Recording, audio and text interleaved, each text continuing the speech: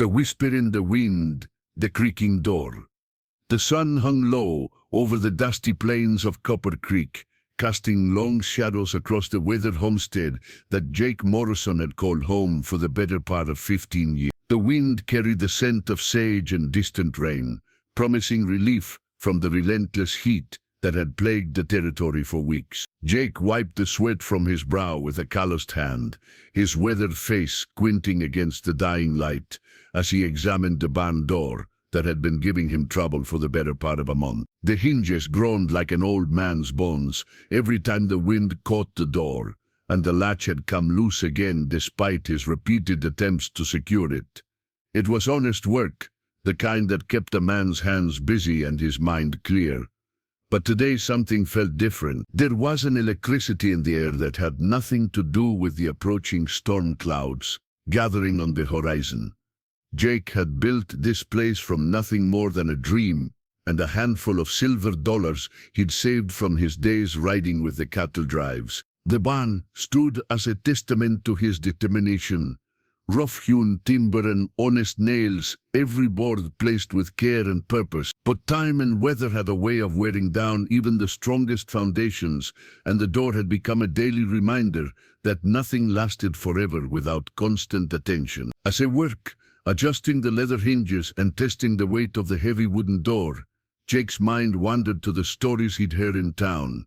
Tales of a woman who moved like smoke through the night, appearing to lonely men across the territory. Some called her Big Mulher Black, though none could say for certain where the name had come from or what it truly meant. The Mexican vaqueros spoke of her in hushed tones, crossing themselves when her name was mentioned. The old-timers at the saloon claimed she was a spirit of the desert, born from the heat and loneliness that drove men mad under the endless sky.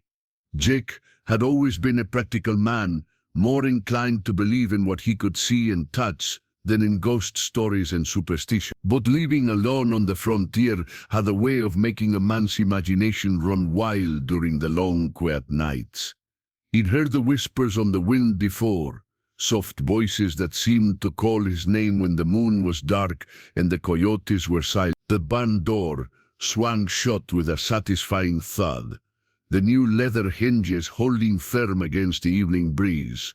Jake stepped back to admire his work, running his fingers along the smooth wood grain. It was good, honest craftsmanship, the kind his father had taught him back in Missouri before the war changed everything. Before he'd headed west in search of something he couldn't quite name, but knew he'd recognize when he found it. The first stars were beginning to appear in the darkening sky when Jake heard it, a sound so soft he almost missed it beneath the rustle of wind through the cottonwoods.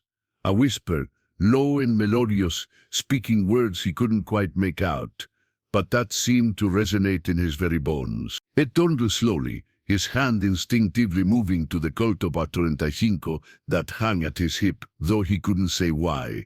That's when he saw her.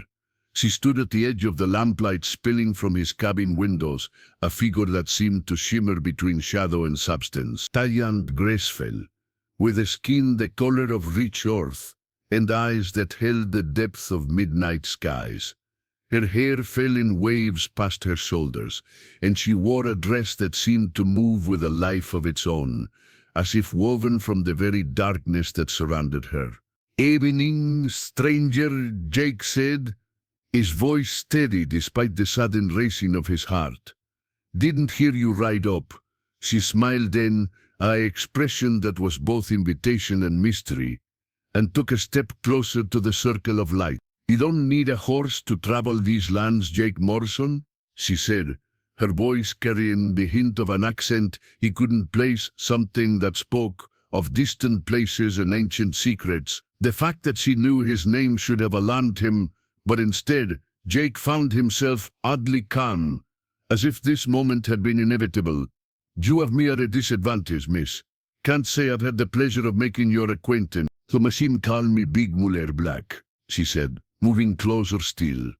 "Though names are just words, and words can be as fleeting as the wind." Jake had heard enough stories to know he should be afraid, should be reaching for his gun or backing toward the safety of his cabin. But there was something in her presence that stilled his fears, a warmth that seemed to emanate from her very being, despite the growing chill of the desert night. "What brings you to my humble spread?" he asked, removing his hat in a gesture of respect that felt as natural as breathing. She gestured toward the barn door, her movements fluid and hypnotic. "I saw you working as the sun set. Good, honest work. The kind that speaks well of a man's character." Her eyes met his, and Jake felt as if she could see straight through to his soul. "But I couldn't help but notice how lonely you looked, standing there all by yourself as the darkness gathered. I want to know how far this message is reaching. Comment below and tell me which city or country you're watching from." The wind picked up, setting the newly repaired barn door to creaking softly on its hinges, a sound that now seemed almost musical in the strange atmosphere that had settled over the homestead. Jake found himself studying this mysterious woman who had appeared from nowhere, trying to reconcile the flesh and blood reality of her presence with the supernatural stories he'd heard, whispered in saloons and around campfires. "Loneliness is a common enough affliction out here," Jake said, carefully. His years of frontier living having taught him to be cautious with strangers, especially those who appeared without warning in the gathering darkness. "A man learns to make peace with his own company." Big Mulher, black, laughed, a sound like silver bells carried on the night wind. "Peace, perhaps, but satisfaction? That's another matter entirely." She moved closer, and Jake caught the scent of jasmine and something else, something wild and untamed, that spoke of distant storms and desert flowers blooming in the moonlight. "I've watched you, Jake Morrison," she continued, her voice dropping to barely above a whisper. "Watched you work your land, tend your animals, fix what's broken. You're a good man, an honest man, but you're also a man who's forgotten what it means to truly live." Jake felt his pulse quicken, though whether from fear or anticipation, he couldn't say. "I live just fine, thank you kindly. Got my land, my livestock, my freedom. What more does a man need?" "Ah, but that's where you're wrong," she said, reaching out to touch the barn door he'd just repaired. Her fingers traced the wood grain with an almost reverent touch. "You've built yourself a fine prison here, Jake. Strong walls, good locks, everything in its proper place. But when was the last time you felt your blood sing? When did you last feel truly alive?" The question hung in the air between them like smoke from a dying fire. Jake wanted to protest, to insist that he was perfectly content with his simple life. But the words stuck in his throat, because if he was honest with himself, truly honest, he had to admit that she was right. His days had become a routine of chores and maintenance, of fixing what was broken and tending what needed care. It was a good life, a respectable life, but it was also a lonely one. "What are you suggesting?" he asked, his voice rougher than he intended. Big Mulher Black smiled again, and this time there was something almost predatory in the expression, though not in a way that frightened him.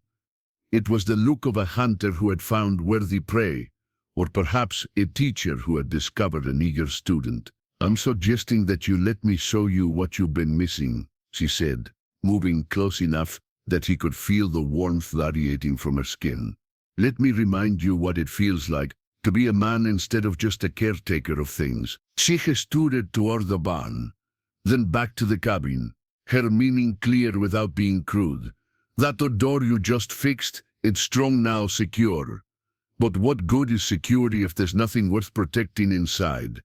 What good is a barn if it's empty of life?" Jake felt this resolve wavering like grass in a strong wind.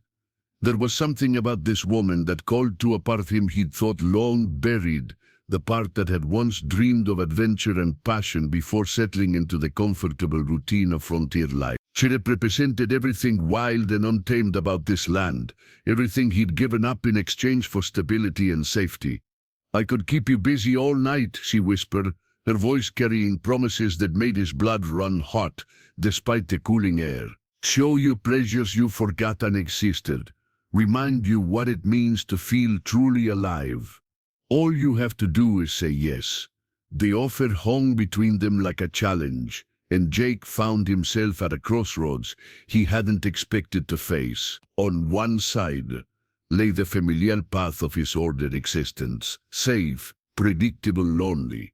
On the other lay the unknown, represented by this mysterious woman who seemed to embody all the wild beauty and danger of the frontier itself.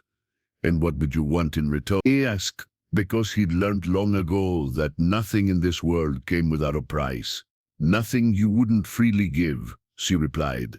Just one night, to remember what it means to be alive, to feel your heart brace for something other than fear or exhaustion. One night to break free from the prison you've built around yourself. Jake looked around at his homestead. The neat cabin, the well-maintained barn, the carefully tended garden. It was everything he'd worked for, everything he'd built with his own hands. But suddenly it felt small and confining, like a cage he'd constructed without realizing it. One night, he repeated, the words feeling strange on his tongue. One night, she confirmed, extending her hand toward him. What do you say, Jake Morrison? Are you brave enough to remember what it means to truly live? Jake stared at her outstretched hand, his mind racing with possibilities and consequences. The rational part of him, the part that had kept him alive through cattle drives and Indian raids, through drought and flood, and all the other trials the frontier could throw at a man, screamed warnings. But there was another part, a deeper part that had been sleeping for too long, that stirred at her words like a banked fire suddenly given air. I reckon, he said slowly, reaching out to take her hand, that a man who's too afraid to live might as well already be dead. Her fingers were warm against his, surprisingly solid for someone who had appeared like smoke in the darkness.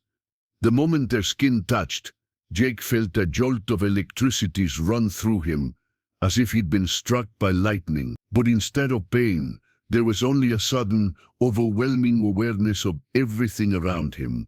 The sound of his own heartbeat, the scent of sage and jasmine on the wind, the feel of the cooling air against his skin. Good, Big Mulher Black said, her smile widening. He was hoping you'd be brave enough to take the chance. She led him toward the cabin, her movements graceful and hypnotic in the lamplight. Jake found himself studying the way she moved, like water flowing over stone, completely natural, yet somehow otherworldly. The stories he'd heard about her seemed both more and less believable now that she was here. Flesh and blood and warmth beside him. Tell me something, he said as they walked. Those stories they tell about you in town, are they true?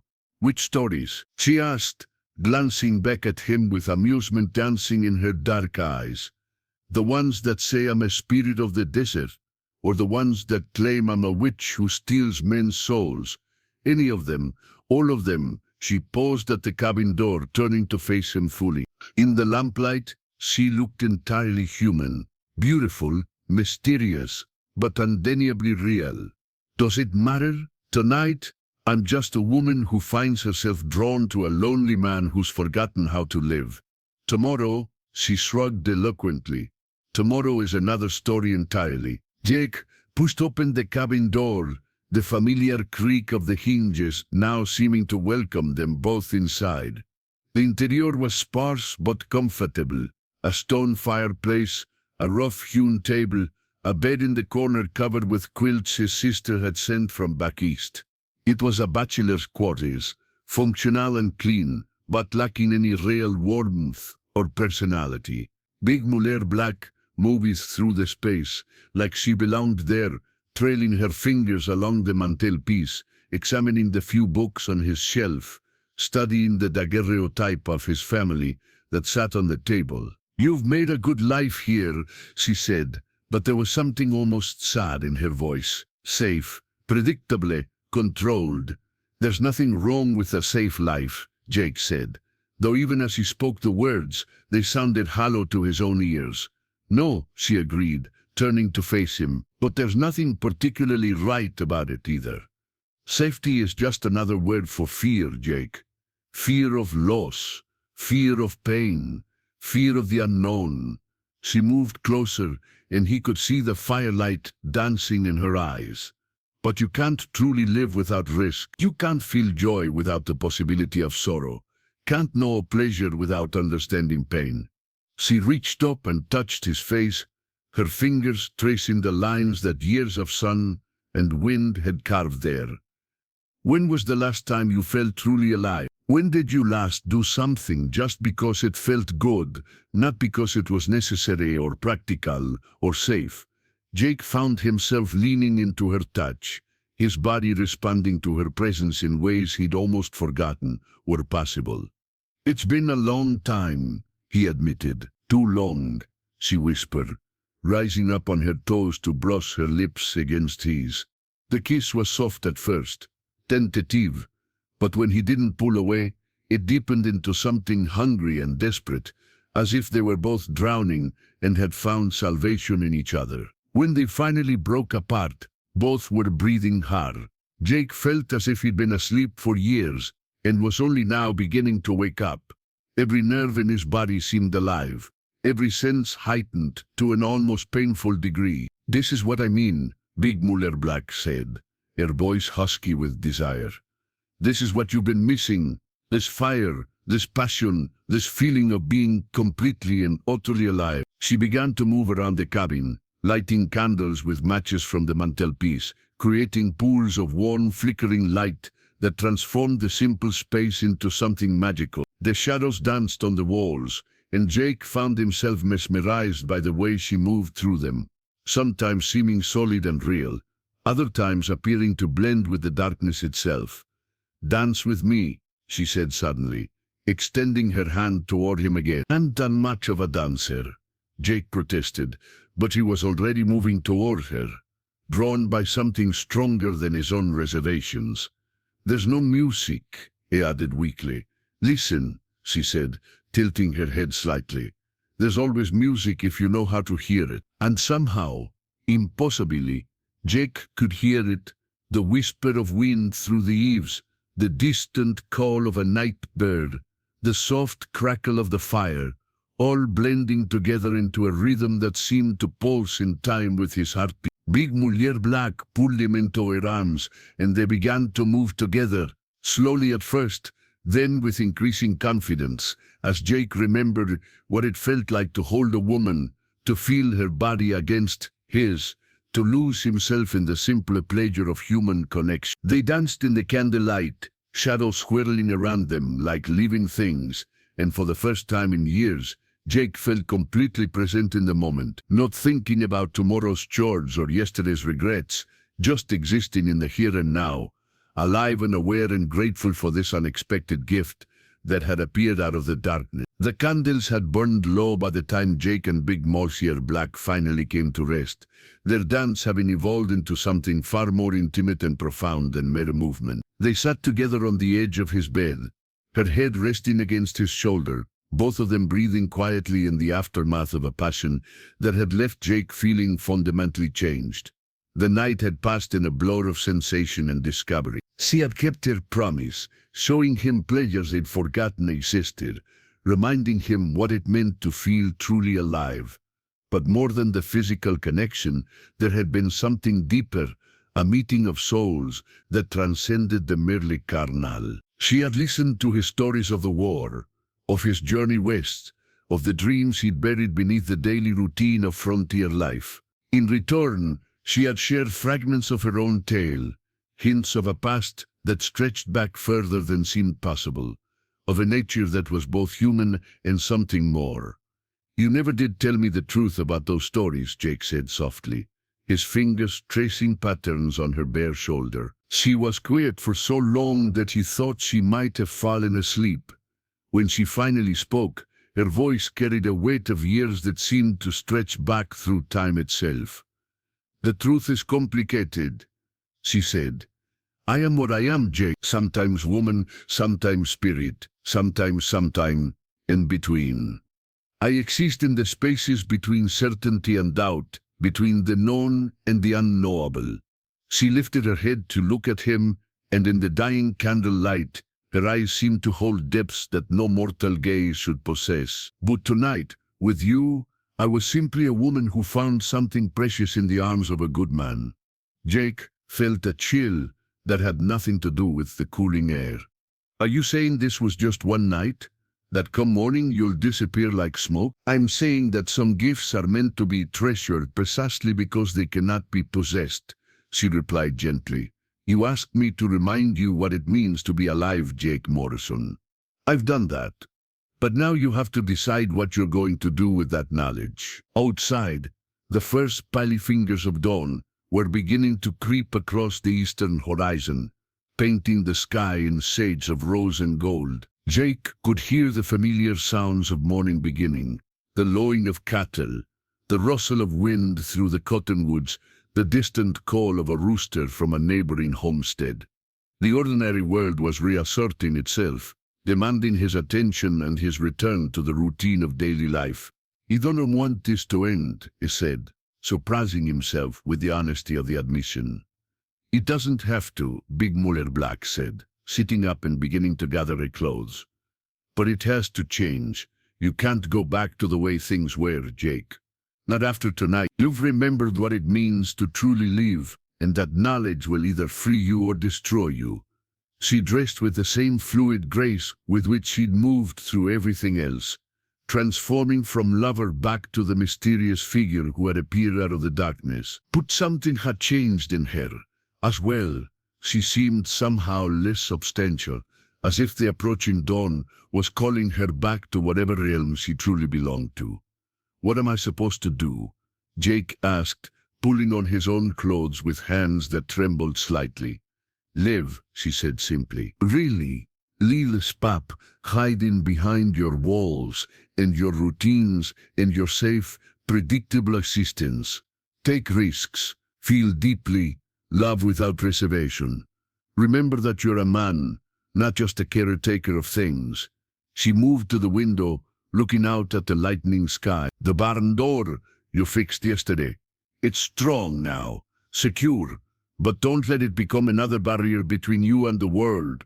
Let it be what it was meant to be, a gateway, not a wall." Jake joined her at the window, watching as the sun began to paint the landscape in brilliant colors.